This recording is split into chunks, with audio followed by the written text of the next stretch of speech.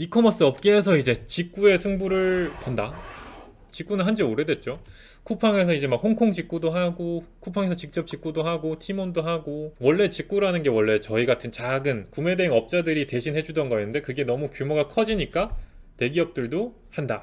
역직구도 이제 큰 회사들이 한다. 역직구도 이제 보통 저 같은 제가 하던 거죠. 10년 전부터. 10년 전만 해도 시작은 그랬죠. 이마트에서 제품을 바코드로 찍어가지고 아마존에 없는 거 올리면 잘 팔렸어요. 뭐 대표적으로 뭐 치약 이런 것들, 한국의 치약, 칫솔 잘 나갔어서 올리면 비싼 가격에도 잘 팔려서 그때는 그렇게 이제 셀러가 쫙 늘어나고, 지금도 그렇죠. 소상공인 셀러도 굉장히 늘어나지만 이제는 대기업이 그냥 역직구를 한다 생각이 좀 많아졌어요. 이제 저처럼 이렇게 왕창 긁어다가 역직구 하는 게 생각보다 빡세지겠다라는 생각을 좀 했던 기사인 것 같고, 올리브영이 이제 최근 기사 보시면 국내가 쭉쭉 성장하고 있잖아요. 굉장히 커져서 이걸 또 해외 고객에게까지 판매를 하겠다 이런 기사도 떴고, 한 달 전인가 이베이 코리아가 왜 이름을 얘로 바꿨지? 이베이 코리아도 아니고 지마켓도 아니고 옥션도 아니고 쓱 옥션도 아니고 쓱 지마켓도 아니고 지마켓 글로벌로 바뀌었거든요. 지마켓 글로벌로 왜 바꿨을까? 이런 기사들을 종합해 봤을 때 결국은 지마켓 글로벌 사이트를 키우려고 바꾸지 않았을까 라는 생각이 커졌어요. 최근에 그런 기사도 떴죠. 이 지마켓의 신세계가 입점을 해서 역직구 시장을 더 키운다 라는 기사도 떠서, 그걸 보니까 얼추 맞아 떨어지지 않을까. 그 지마켓 상품 등록하실 때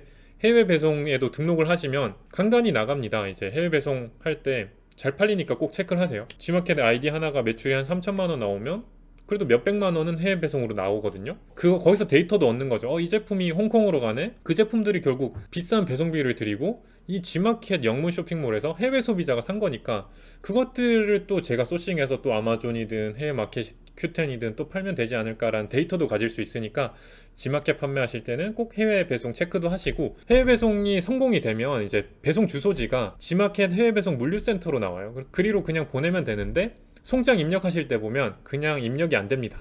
꼭 라벨을 출력하고 보내게 되어 있어서, 근데 그 라벨을 원래 FM대로면 제품을 포장하고 라벨을 붙이고 보내야 되는데, 저희는 보통 위탁 판매를 하면 우리 도매 사이트에서 막 보내주잖아요. 제조사에서 보내고. 그러다 보니까 그 라벨을 못 붙여요. 근데 안 붙여도 큰 문제가 없습니다. 제가 지금까지 그랬고 10년간 그랬으니까 잘 알아서 하더라고요. 그래서 큰 문제 없으니까 송장만 그냥 한번 출력 누르고 그냥 송장만 입력하시면 되니까 꼭 해외 판매도 하셔라. 쿠팡도 요즘 이 대표님께서는 한국은 이제 좀 맡기신 것 같고 해외 쪽에 신경 많이 쓴다고 하더라고요. 그래서 쿠팡을 또 해야 되는 어쩔 수 없이 해야 되는 게, 신세계보다 조금씩 빨라요. 신세계도 빨리 해야 되는데 신세계는 아직 요건 안 하는 것 같거든요. 로켓에 들어있는 제품을 이제 대만으로 빠르게 쏠 수 있다는 거죠. 대만 소비자들이 물론 지금은 쇼피나 이런 것들도 많이 쓰지만 이제는 쿠팡에서 또 본격적으로 할 테니까 내 제품을 로켓에 넣으면 대만으로도 나가게 되는 거죠. 결국은 또 로켓을 또 해야 돼서 쿠팡 미운데 또 해야 돼.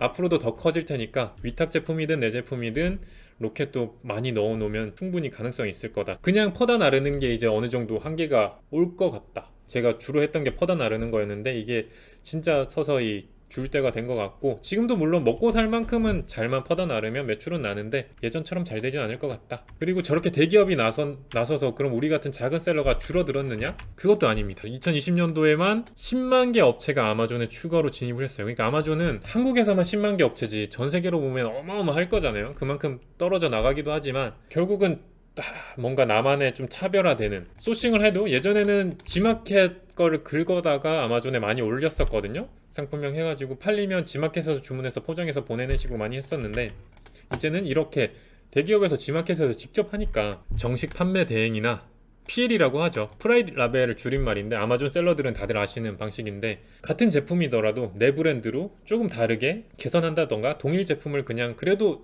내 브랜드로 차별화되어 보이게, 어떻게 보면 속임수일 수도 있지만 이런 식으로라도 해야 계속 나는 유지가 잘 되지 않을까라는 생각을 했던 기사였습니다.